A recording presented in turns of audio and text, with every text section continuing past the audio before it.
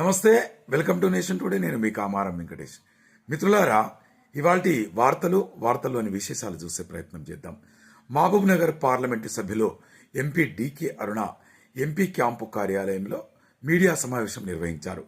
ఈ సందర్భంగా ఆమె మాట్లాడుతూ, ఈ నెల 31న కేంద్ర ప్రభుత్వం, నరేంద్ర మోదీ ప్రభుత్వం అధికారికంగా నిర్వహించే ఈ దేశ తొలి ఉప ప్రధాని, అప్పటి హోం మినిస్టర్, ఈ దేశ ఉక్కు మనిషి సర్దార్ వల్లభాయ్ పటేల్ గారి 150వ జయంతిని పురస్కరించుకొని దేశవ్యాప్తంగా పెద్ద ఎత్తున కార్యక్రమాలు నిర్వహిస్తున్నారని, ఈ మహబూబ్ నగర్ జిల్లా కేంద్రంలో ఈ జిల్లాలో నిర్వహించే కార్యక్రమంలో ప్రతి ఒక్కరూ పాల్గొని కార్యక్రమాన్ని దిగ్విజయం చేయాలని ఆమె పిలుపునిచ్చారు.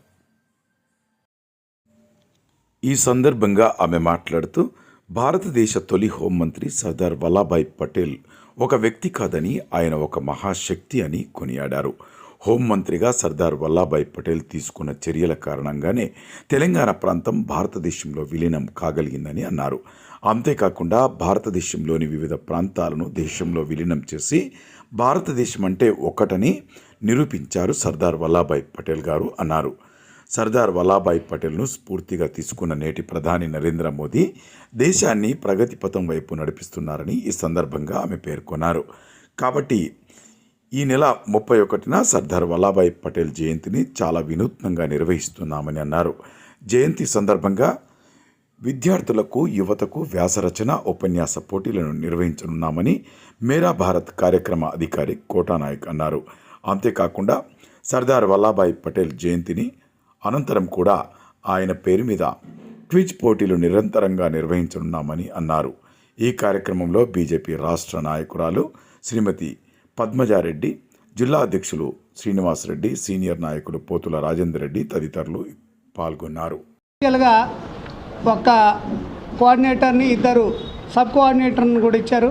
వాళ్ళని కూడా నేను వెల్కమ్ చేస్తూ, దీని ముఖ్య ఉద్దేశం మీ అందరికీ తెలుసు, సర్దార్ వల్లభాయ్ పటేల్ అనే వ్యక్తి శక్తి అనే రుజువు చేసినటువంటి సందర్భాలు స్పెషల్గా మన తెలంగాణకు గుర్తుండిపోయేలా మనం ఈరోజు ఇంత స్వేచ్ఛగా, నిర్భయంగా బతుకుతున్నామంటే కేవలం సర్దార్ వల్లభాయ్ పటేల్ని గుర్తుంచుకోవాలి మనం. ఎందుకంటే ఈనాటి ఈ మీడియా సమావేశం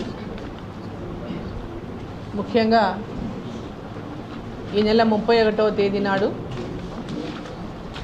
సర్దార్ వల్లభాయ్ పటేల్ గారి 150వ జయంతిని పురస్కరించుకొని కేంద్ర ప్రభుత్వం అధికారికంగా అనేక కార్యక్రమాలను నిర్వహిస్తున్నటువంటి నేపథ్యంలో మేరా యువ భారత్, మై భారత్ అనేటటువంటి పేరుతో కార్యక్రమాలను రూపొందించి ఈ కార్యక్రమాలన్నీ కూడా దేశవ్యాప్తంగా అన్ని జిల్లాల్లో కూడా ఈ కార్యక్రమాలను నిర్వహించాలనేటటువంటి ఒక లక్ష్యంతో ఏదైతే కార్యక్రమాలని ఏర్పాటు చేసుకుంటున్నామో వాటి విషయంలో అందరికీ కూడా తెలపడానికి కోసం, ఈ యొక్క కార్యక్రమంలో పెద్ద ఎత్తున అందరి భాగస్వామ్యం ఉండడం కోసం ఈ మీడియా సమావేశాన్ని ఇక్కడ నిర్వహించడం జరుగుతూ ఉంది. మీడియా మిత్రులందరూ కూడా ఈ ప్రోగ్రాంలు ఏవైతే మేము చెప్పబోతున్నామో ఆ ప్రోగ్రాంలన్నింటినీ కూడా పెద్ద ఎత్తున యువకులు, పార్టీలకు అతీతంగా ప్రతి ఒక్కరు కూడా ఈ కార్యక్రమంలో పాల్గొని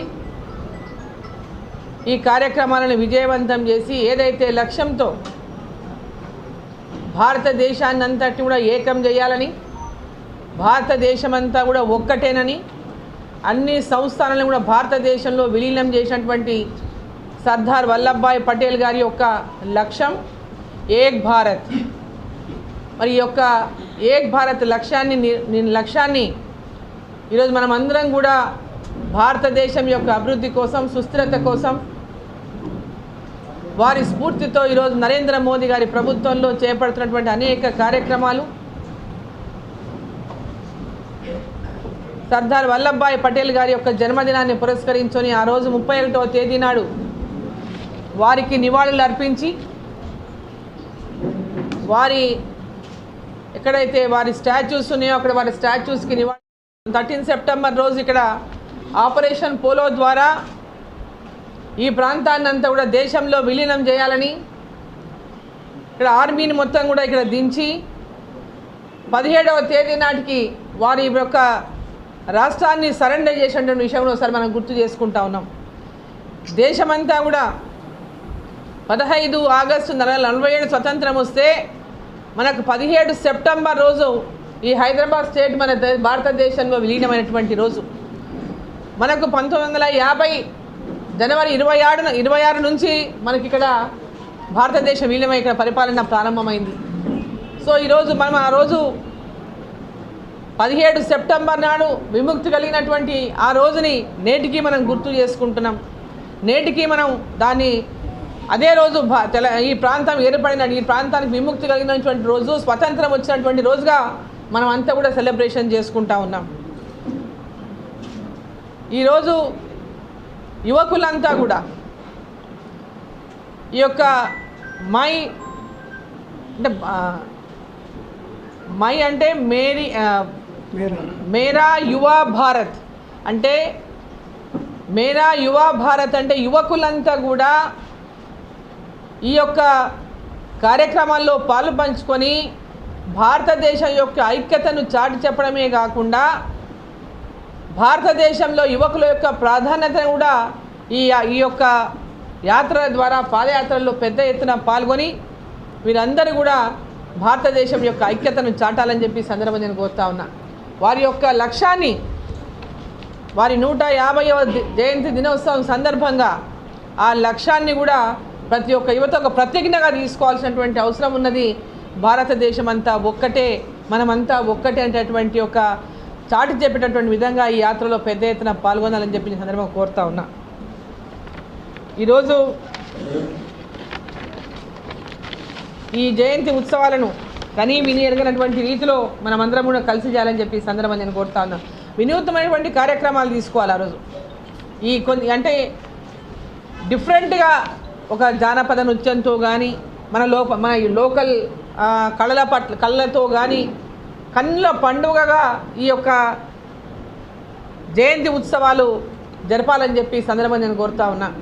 ఏ కార్యక్రమాలకు మనం ఈరోజు మొత్తం ఒక టైం టేబుల్గా కేంద్ర ప్రభుత్వం కూడా అనేక కార్యక్రమాలు అనేక రాష్ట్రాలను నిర్వహిస్తూ ఉంది. మన రాష్ట్రంలో కూడా ఈరోజు ప్రతి జిల్లాలో కూడా ఈ కార్యక్రమాలు నిర్వహిస్తూ ఉన్నాం. పెద్ద ఎత్తున ఈ యొక్క ర్యాలీలో పాల్గొన్న వాళ్ళని ప్రత్యేకంగా ఎవరైతే దీనిలలో అవార్డీస్ ఉంటారో వారి వ్యాసాలను రాసిన వాళ్ళు, వాళ్ళ లోపల సెలెక్ట్ అయినటువంటి వాళ్ళ ద్వారా కూడా వాళ్ళతో కూడా ఈ ర్యాలీ పెద్ద ఎత్తున గుజరాత్లో నిర్వహించబడుతుంది. పెద్ద ర్యాలీ, దాంట్లో పాల్గొనడానికి కూడా వాళ్ళకి అవకాశం ఇవ్వబడుతుందని చెప్పి సందర్భంగా నేను తెలియజేస్తా ఉన్నా.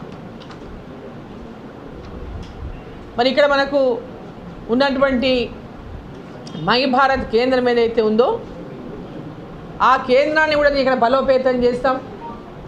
యువకులందరికీ కూడా పెద్ద ఎత్తున అక్కడ స్కిల్ డెవలప్మెంట్ ట్రైనింగ్స్ ఇచ్చే విధంగా వాళ్ళకు ఉండడానికి కూడా విడిది అవకాశం ఉండేటటువంటి విధంగా కూడా ఇంతకుముందే ఇక్కడ ఉన్నటువంటి మై భారత్ ఈ ప్రాంతం యొక్క అధికారి అయినటువంటి కోటా నాయక్ గారు ఆ యొక్క భవనం గురించి కూడా చెప్పినారు. భవనం అంతగా సదుపాయాలు లేవని మా దృష్టికి తీసుకొచ్చినారు.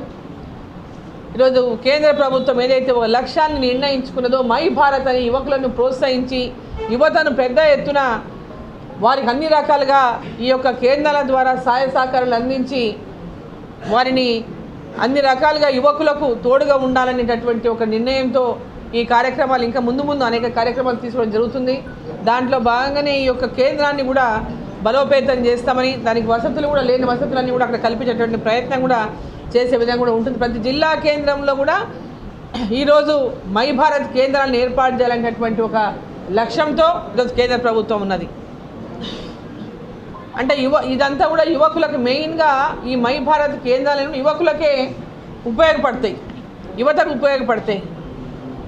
యువత ఆ కేంద్రాలకు వచ్చి అనేక విషయాలపైన అవగాహన కలిగి యువకులకు వస్తున్నటువంటి అనేక కార్యక్రమాల విషయంలో కేంద్ర ప్రభుత్వం యొక్క పథకాల విషయంలో కానీ యువకులకు ఏం చేసుకోవచ్చు, ఏ విధంగా మనం ముందుకెళ్ళొచ్చు, అనేక రకాలైనటువంటి అంశాలపైన వాళ్ళ అవగాహన కలిగి దాని ద్వారా వాళ్ళ స్ఫూర్తితో వారందరూ కూడా భారతదేశం యొక్క అభివృద్ధిలో భాగస్వామ్యం కావాలని, ఈ భారతదేశం నిర్మాణంలో ప్రతి ఒక్కరు కూడా భాగస్వాములు కావాలనేటటువంటి లక్ష్యంతో ప్రధానమంత్రి నరేంద్ర మోదీ గారు ఈ యొక్క కార్యక్రమాన్ని ఏదైతే తీసుకున్నారో మై భారత్ అని, ఈ మై భారత్ కార్యక్రమాన్ని యువకుల యొక్క ఉత్సాహంతో ప్రోత్సాహంతో ఇటువంటి గొప్ప గొప్ప వ్యక్తుల సర్దార్ వల్లభాయ్ పటేల్ ఒక ఉక్కు మనిషిగా ఏదైతే గుర్తింపబడిందో చరిత్రలో మనమందరం కూడా ఏనాటికి మర్చిపోలేనటువంటి నాయకత్వాన్ని భారతదేశానికి అందించిండో,